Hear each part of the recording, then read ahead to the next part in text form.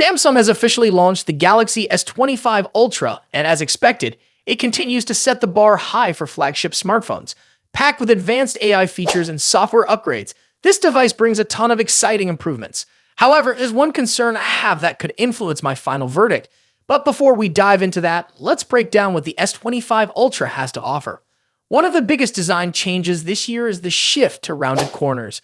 This brings the S25 Ultra's look in line with the standard S25 and S25 Plus models. While it makes sense for consistency across the lineup, I do miss the sharp, angular corners that gave the Ultra series its signature, note-like feel. On the plus side, the black camera rings give the phone a sleek, professional aesthetic, and the only real hardware change in the camera setup is the upgraded 50-megapixel ultra-wide sensor. One of the standout features of Galaxy AI is Now Brief.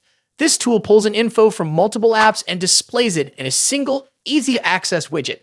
By default, it sits on your home screen, but can also show up on the Edge panel or lock screen when updates are available. Right now, it's mainly useful for weather updates and daily events, but I'm curious to see how Samsung will refine it. Imagine having smart automation suggestions or seeing saved tickets and coupons from Samsung Wallet pop up automatically.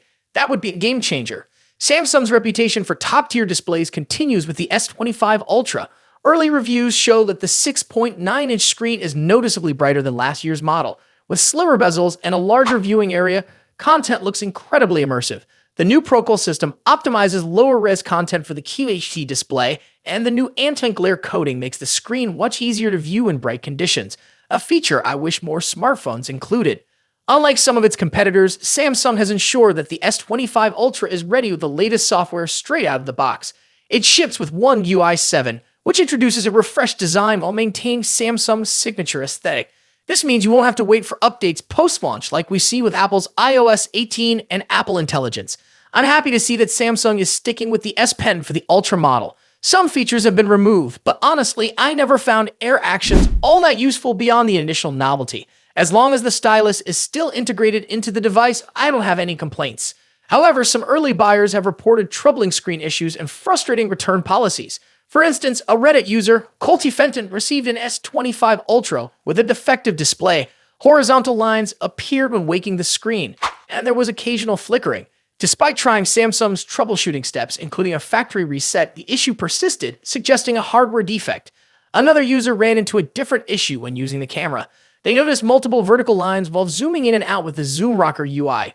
This glitch seems software-related as it only affected the camera viewfinder and not the rest of the display. These reports raise concerns about Samsung's quality control. If defective units are reaching early adopters, it could erode consumer trust and hurt sales.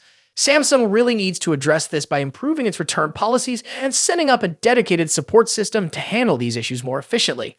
There's also been another display issue that's gotten attention. A user in California tested a demo unit at a T-Mobile store and noticed some graininess on the screen, especially in bright lighting. This mirror effect was visible even at high brightness, which is disappointing. With a less capable S Pen, dust collecting notches around the cameras, and some potential display issues, some users feel that Samsung overlooked a few minor but important details. Having the fastest processor and the best AI features is great, but it doesn't mean much if the display isn't up to snuff. On the bright side, Samsung seems to have solved one major concern, the grainy display issue that plagued the S24 Ultra.